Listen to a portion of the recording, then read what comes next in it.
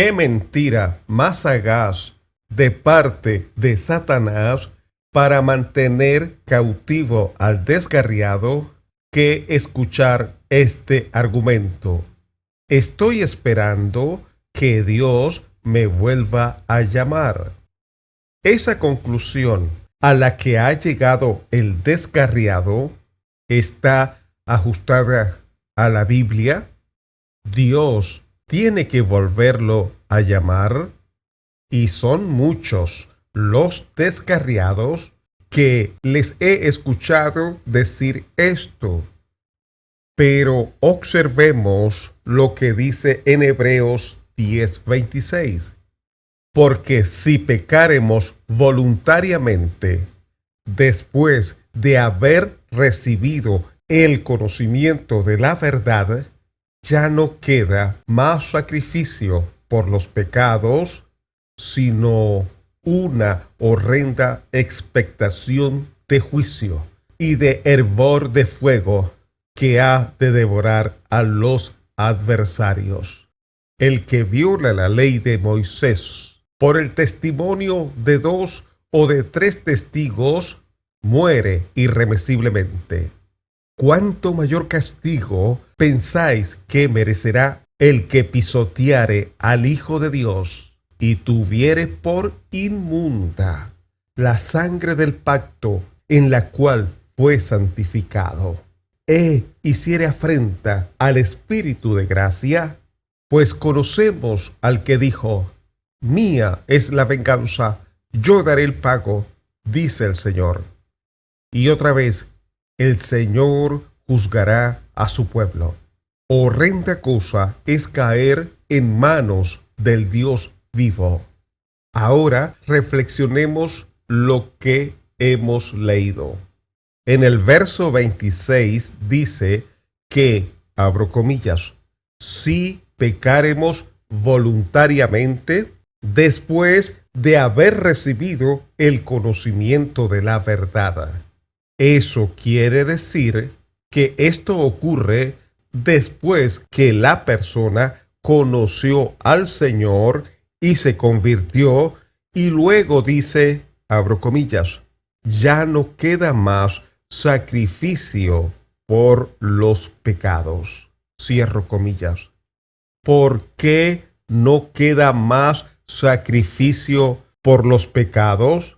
Porque el único medio para el hombre ser salvo era por una persona totalmente inocente, puro, como los corderos, ovejas, bueyes, tórtolos, palominos, que aparecen en el antiguo pacto, que era un prototipo y figura de quien había de venir.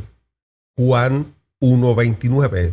El siguiente día vio Juan a Jesús que venía a él, y dijo: He aquí el Cordero de Dios que quita el pecado del mundo. Hebreos 7:26. Porque tal sumo sacerdote nos convenía, santo, inocente, sin mancha, apartado de los pecadores y hecho más sublime que los cielos. No existe ni existirá otro hombre sin culpa en el mundo, y Dios decidió poner la carga del pecado de la humanidad en él. Isaías 53, 4 al 6. Ciertamente llevó él nuestras enfermedades y sufrió nuestros dolores, y nosotros le tuvimos por azotado, por herido de Dios y abatido. Mas él herido fue por nuestras rebeliones, molido por nuestros pecados. El castigo de nuestra paz fue sobre él, y por su llaga fuimos nosotros curados. Todos nosotros nos descarriamos como ovejas, cada cual se apartó por su camino, mas Jehová cargó en él el pecado de todos nosotros. La justicia de Dios reclamaba a alguien totalmente inocente para echar la culpa de la humanidad sobre él. Si era pecador, no podía echar la culpa de la humanidad en alguien que también tenía el estigma de la culpa. Hebreos 9, 14 y 15. Cuanto más la sangre de Cristo, el cual, mediante el Espíritu Eterno, se ofreció a sí mismo sin mancha, escúchese bien, sin mancha a Dios. Limpiará vuestras conciencias de obras muertas para que sirváis al Dios vivo. Así que, por eso es mediador de un nuevo pacto, para que, interviniendo muerte, para la remisión de las transgresiones que había bajo el primer pacto, los llamados reciban la promesa de la herencia eterna.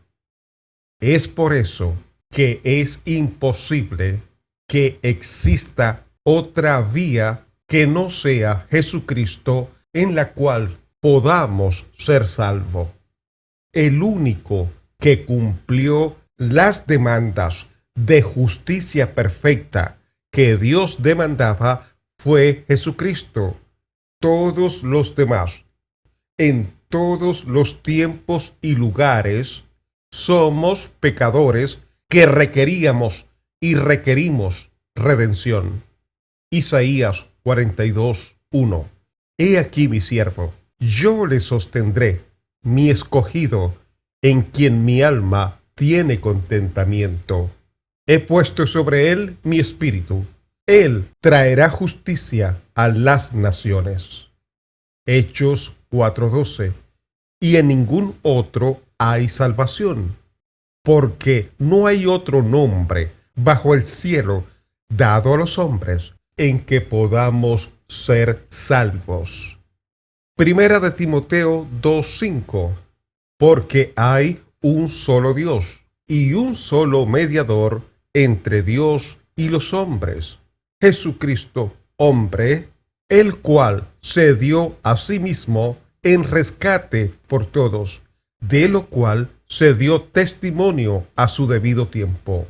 Ahora, cuando una persona acepta sinceramente al Señor, reconoce que Jesús murió por él, que toda la vida sin mácula y su sacrificio en derramar su sangre por nosotros, la reconocemos como el medio de que somos aceptos ante el Padre Celestial. Por eso que el que se aparta de Dios ha tomado por inmunda la sangre del Hijo de Dios, en la cual fue santificado. Como dice en 1 de Juan 1:7, pero si andamos en luz, como Él está en luz, tenemos comunión unos con otros. Y la sangre de Jesucristo, su Hijo, nos limpia de todo pecado. Colosenses 1:20. Y por medio de Él, reconciliar consigo todas las cosas, así las que están en la tierra como las que están en los cielos, haciendo la paz mediante la sangre de su cruz. Primera de Pedro 1:18. Sabiendo que fuisteis rescatados de vuestra vana manera de vivir, la cual recibisteis de vuestros padres, no con cosas corruptibles como oro o plata, sino con la sangre preciosa de Cristo, como de un cordero sin mancha y sin contaminación. Además, el descarriado afrenta, humilla, injuria, insulta, ofende, agravia, ultraja al Espíritu Santo. Porque el ministerio del Espíritu Santo es el único que trabaja desde dentro de la persona. El Padre y el Hijo se manifestaron desde afuera. La persona que acepta al Señor viene a ser morada y templo del Espíritu Santo, y esa viene a ser su casa. Pero la persona lo echa de su vida.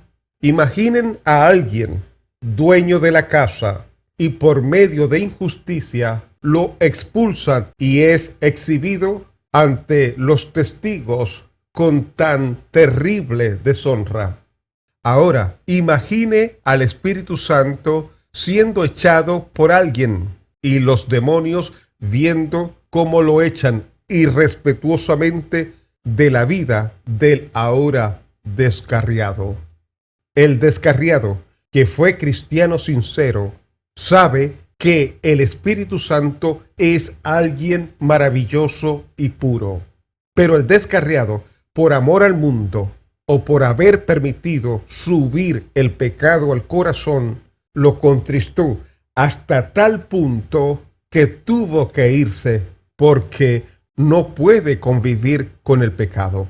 Ahora, ¿qué sacrificio puede presentar el descarriado por sus pecados presentes si ha desechado el único mediador que puede quitarlos? Cuando alguien se aparta de Dios, dice la Biblia que le queda, abro comillas, una horrenda expectación de juicio y de hervor de fuego que ha de devorar a los adversarios, cierro comillas. Y es en ese contexto que Dios da esta sentencia: mía es la venganza, yo daré el pago, dice el Señor. Y otra vez, el Señor juzgará a su pueblo. Eso nos muestra la indignación de Dios para el que abandona su camino. Por eso dice que el que retroceda no agradará a su alma. Y son a esas personas que Dios le dice: horrenda cosa es caer en manos del Dios vivo. Un descarriado, después de haber llegado al conocimiento de la verdad, cuando se aparta, sabe que le espera una horrenda expectación de juicio y de hervor de fuego. Sabe que irá al infierno y que su castigo va a ser mayor que la de cualquier otra persona que no conoció a Dios. Ahora, si el descarriado sabe que está en desobediencia, ¿cómo es que tiene que esperar que Dios lo vuelva a llamar? Si ya él fue llamado, como dice en Hebreos 3:7, por lo cual, como dice el Espíritu Santo, si oyereis hoy su voz, no endurezcáis vuestros corazones, como en la provocación, en el día de la tentación en el desierto. El descarriado endureció su corazón para con Dios al permitir que el pecado subiera a su corazón. El descarriado debe cumplir lo que dice en Santiago 4:8 al 10. Acercaos a Dios, escúchese bien, acercaos a Dios, y Él se acercará a vosotros. Pecadores, limpiad las manos y llorad. Vuestra risa se convierta en lloro y vuestro gozo en tristeza. Humillaos delante del Señor, y Él os exaltará. El título del mensaje: muchos descarriados dicen: estoy esperando que Dios me vuelva a llamar. ¿Y quién les habló? Su amigo Omar Duareb.